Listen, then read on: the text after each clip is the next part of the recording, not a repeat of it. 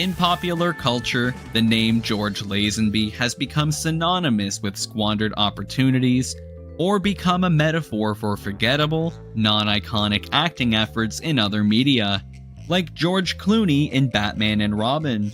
George Lazenby appeared in just one Bond film, On Her Majesty's Secret Service, and his behavior on set was infuriating. So much so that his co-star, Diana Rigg, came up with a plan for revenge that wasn't just ingenious, it was also devastatingly gruesome.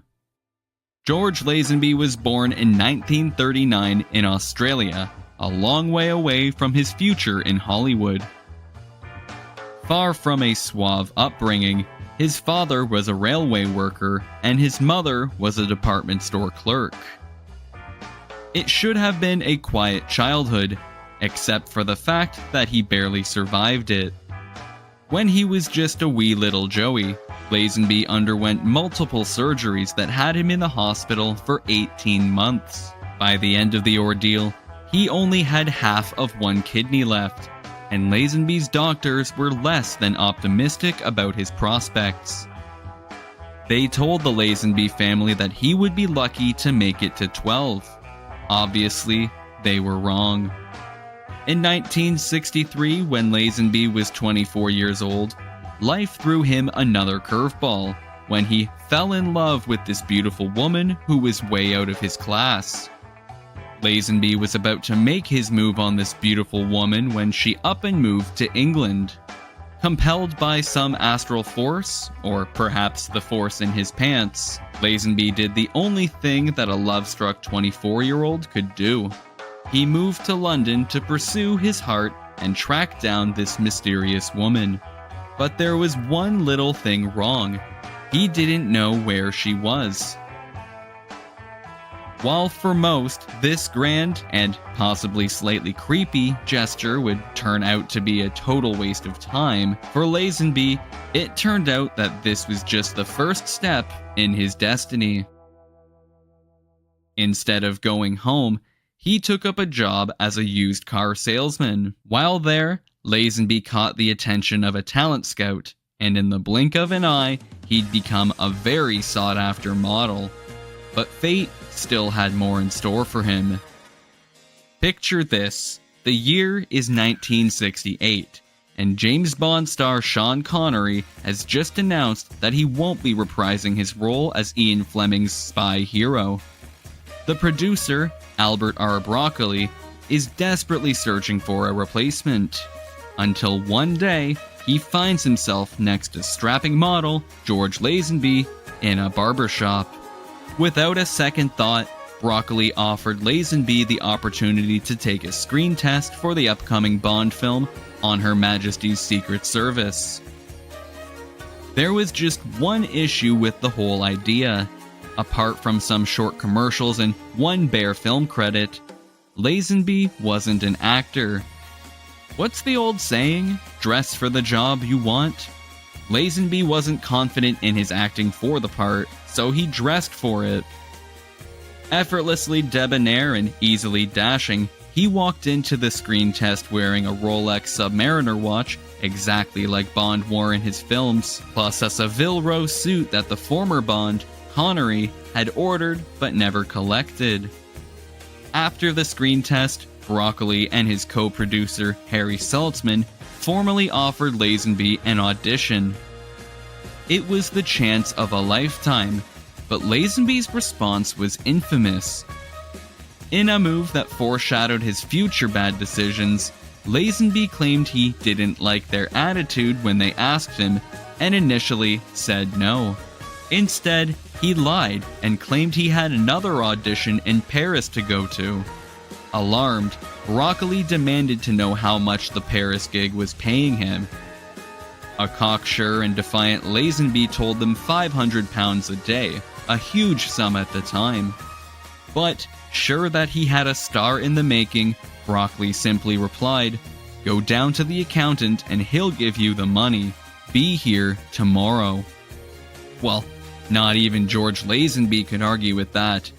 The thing is, once he actually got to the audition, he went too hard. Lazenby's audition was what some might call hands-on. In fact, it was a little too hands-on. During a staged fight scene, the former model accidentally punched the film's stunt coordinator, Yuri Boryenko, square in the nose. Boryenko wasn't impressed with Lazenby's aggression, but Broccoli and the other producers were actually impressed with Lazenby's ability to display aggression, so much so that they fully offered him the role. The film's director, Peter Hunt, later said, "We wanted someone who oozed assurance, and we think this fellow has that.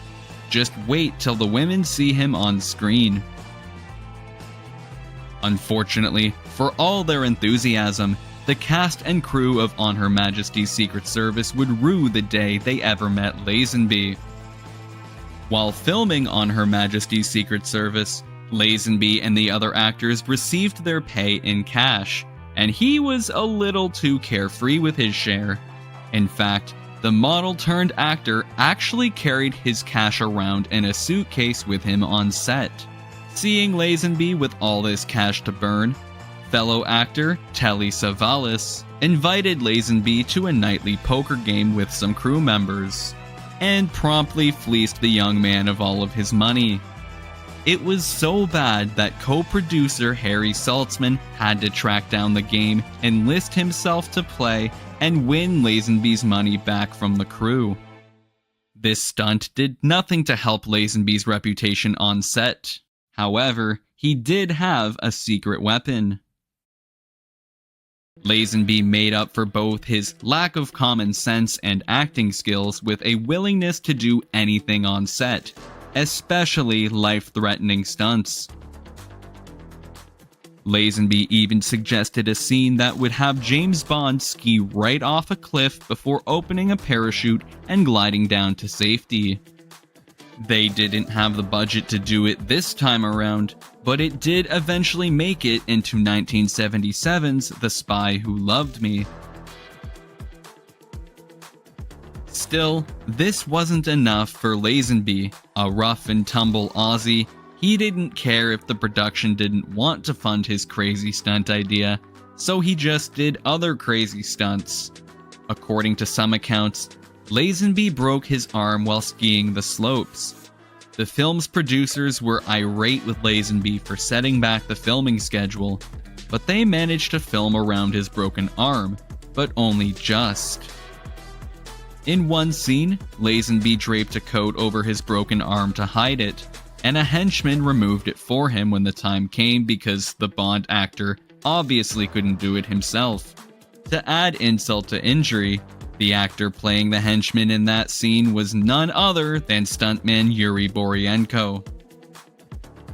Lazenby was all for fun and games on set, broken arms notwithstanding. One day, the debonair rogue decided to play a prank on fellow co-star Angela Schuyler. In a scene that the actors had blocked, Schuyler was supposed to write her hotel room number on the inside of Lazenby's bare thigh. For this porky prank, Lazenby and a crew member heated up a sausage and, when the time came to shoot the racy scene, Lazenby placed the sausage between his legs under the kilt he was wearing. Ever the professional, she didn't react to Lazenby's meaty joke. Sometimes, Lazenby's hijinks cost his co-stars dearly. While filming a scene with Bernard Lee, who plays M in On Her Majesty's Secret Service, Lazenby began joking around while on horseback. The roughhousing caused Lee to fall from his horse and tear open his leg on a fence. It wasn't just Lazenby's co-stars that had a problem with him. According to the actor, the film's director, Peter Hunt, was notoriously cold to him, refusing to give him any pointers on set. In fact, Hunt allegedly only spoke to Lazenby through his assistant and instructed the other actors keep a safe distance from him. Before the film even hit theaters, Lazenby's future as the British spy was already in jeopardy, as critics and audiences alike were skeptical of anyone replacing the original James Bond actor, Sean Connery. But this didn't matter much to Lazenby's own agent, who was adamant that the whole Bond franchise would soon be Hollywood history. Little did they know that it would instead make Hollywood history.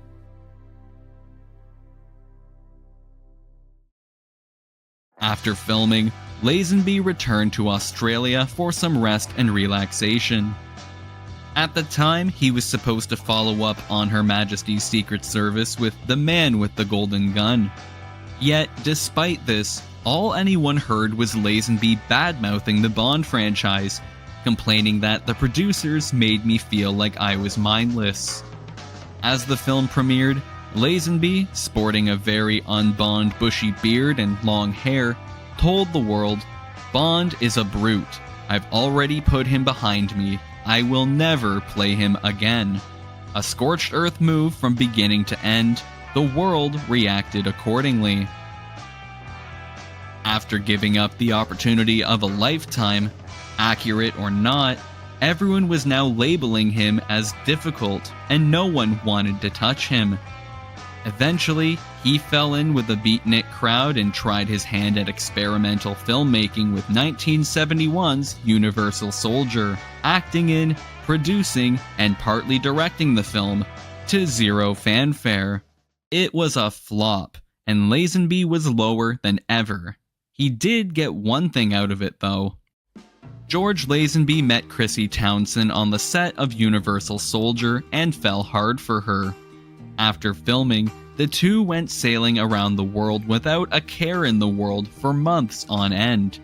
But at the end of their world tour, they discovered Townsend was pregnant, and Lazenby's priorities abruptly shifted. In a wake-up call that he probably should have had years ago, Lazenby realized he needed to settle down, marry Townsend, and start making a living for his new son, a boy they named Zachary. Another one of the reasons Lazenby turned down Bond was because his producers said there's a guy called Clint Eastwood doing movies in Italy, getting $500,000 a month for doing a Western. They said, "You could do that," so I didn't feel like I was losing the $1 million. Sadly, during his time in Italy, instead of grand westerns, he could only find work in low-budget movies, which is how he landed the lead in the 1972 Italian film Who Saw Her Die. Desperate to prove himself, Lazenby lost 35 pounds for the role, though he did earn some critical kudos in the process. But kudos don't pay the bills, and with all his sailing around the world and not making money on films, he had already blown through his entire salary from On Her Majesty's Secret Service. Lazenby claimed that the stresses of playing Bond, not to mention the ostracization that came after, had driven him into no fewer than 2 mental breakdowns and ignited his alcoholism. Throughout it all, though, Lazenby never admitted regret to leaving Bond behind. Conversely, he said if he had stayed, he'd be locked up by now. You need mental conditioning to play Bond. Starting from the bottom once more, Lazenby turned his eyes to a new endeavor, and in 1973, Lazenby traveled to Hong Kong to meet with legendary martial arts star Bruce Lee about making a movie together. Instead, the very day that he was supposed to meet Lee for lunch to chat about the production was the day that Lee collapsed and infamously died at the young age of 32. Despite this bad break, Lazenby did manage to impress the martial arts world in Hong Kong. They probably heard about his love for skiing off of cliffs. Lazenby would go on to star in several martial arts films between 1974 and 1976, but his bad luck followed him throughout his tenure in Hong Kong. On the set of 1974's The Shrine of Ultimate Bliss, Lazenby had an allergic reaction to shampoo at his hotel, and the suspicious shampoo caused temporary alopecia. Fortunately, it all grew back just in time for 1975's The Man from Hong Kong. The former James Bond star insisted on performing a stunt where his jacket catches fire. The stunt went horribly wrong when he was unable to get the blazing jacket off in time, and it scorched parts of his arms before the crew could put it out. Eventually, Lazenby returned to Hollywood following his Hong Kong stint, but he struggled so hard to find work that he had to take out an ad in Variety offering his acting services. He later told a reporter, "If I could get a TV series or a good movie, I swear I'd do it for nothing." There might have been a good reason for Lazenby's inability to find work in Hollywood. Although everyone was aware of his general difficult reputation, Lazenby believed there was one man in particular closing all the doors for him: Bond co-producer Harry Saltzman. As Lazenby remembered it, he said he'd make sure I never got another job. But Saltzman wasn't the only one. Albert Broccoli had also given Lazenby his start in the industry, and Broccoli held much the same grudge as Saltzman. When Lazenby returned to Hollywood in 1978, Broccoli called him "my biggest mistake in 16 years. At another point, Broccoli sneered about Lazenby that one could wish he had less bravado and more charm. For a long while, Lazenby's union with Chrissy Townsend was the best thing he had going. Not only was her family wealthy and able to help support him during the lean years, but after their son Zachary, they had another child together, a girl they named Melanie. Unfortunately, Zachary was diagnosed with a malignant brain tumor at a young age, and passed at the age of 19. By 1995, the heartbreak was too much for Lazenby and Townsend, and they filed for divorce. Years later, in 2002, Lazenby thought that he might have found love once again, and he married former tennis professional player Pam Shriver. The marriage lasted longer than Lazenby's tenure as Bond, but that's not saying much. Shriver filed for divorce in 2008, citing irreconcilable differences, although they did have 3 children together. Despite only playing the suave spy once officially, Lazenby has made a number of appearances as 007 unofficially. By this, I mean times where Lazenby would play a spy that was James Bond in all but name. In 1983, the same year which saw the Battle of the Bonds, Lazenby appeared in The Return of the Man from U.N.C.L.E. as a spy driving the iconic Aston Martin DB5 with an aptly named license plate. I guess it helps that The Man from U.N.C.L.E. was inspired by the 007 books and films, and Bond book writer Ian Fleming even served as a consultant, so at least this one got the creator's blessing.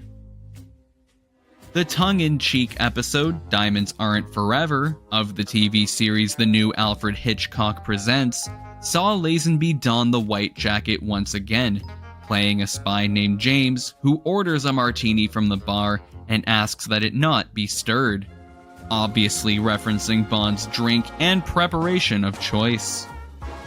Even as late as 2012, a much older Lazenby appeared on the Canadian sketch comedy series This Hour Has 22 Minutes in a skit entitled "Help, I've Skyfallen and I Can't Get Up." But probably his most surprising Bond-esque role was one he landed prior to his appearance as James Bond in On Her Majesty's Secret Service. 4 years prior, in a little teaser, or perhaps a really coincidental stroke of fate, the Aussie landed an uncredited part in the Italian film Espionnage Intangier, a spoof of the popular James Bond films at the time. Clearly, there needs to be an asterisk next to Lazenby's one-time Bond title. Even though he only played the spy once, George Lazenby's questionable acting abilities, on-set shenanigans, disdain for the role after the fact, and parody roles aren't his only noteworthy additions to the James Bond legacy. There was also extreme animosity between Mr. and Mrs. Bond behind the scenes. In On Her Majesty's Secret Service, none other than Dame Diana Rigg plays the main love interest and Bond girl opposite Lazenby, but their relationship quickly soured. Rigg didn't take to Lazenby's macho man antics or his apparently high and cocky opinion of himself. According to Rigg, Lazenby was simply unwilling to take any advice from the more seasoned producers while on set. She once said the headstrong actor couldn't bear to do an apprenticeship under the veteran crew. As time went on, their feud reached ridiculous proportions, with Rigg at one point saying, "I can no longer cater for his obsession with himself. He is utterly, unbelievably, bloody impossible." Not one to be messed with, she made sure he got some karma for his arrogance on set and came up with a plan for revenge. Allegedly, Rigg used to eat fistfuls of garlic before scenes in which she had to kiss Lazenby. In the middle of an interview, Rigg once yelled out to Lazenby, "I'm having garlic for lunch, darling. I hope you are too." In the years that followed, Hollywood insiders tried to play down the tensions between Rigg and Lazenby. They claimed that the whole garlic stunt was just a joke blown out of proportion. The truth, however, may be much different. Rigg's later comments showed that the hatred was real, stating in an open letter that, "I agree that by the end of the film most of the crew were hostile, but only because of your extreme behavior." Time has been kinder to Lazenby than he could have hoped for. On Her Majesty's Secret Service remains a Bond fan favorite. His wooden performance has aged well, and years after the film's release, Lazenby got the approval of the only person whose opinion really mattered. While eating at a restaurant, Sean Connery approached him and, in true Bond fashion, he had just the right words to say. The legendary actor calmly shook his hand and told Lazenby, "You were good." If you enjoyed this Factinate video, give it a thumbs up and subscribe for more incredible stories. Want a say in who we cover next? Join our membership program through the link in the description for exclusive perks. Your support means everything to us. Thanks for watching, and we'll see you in the next one.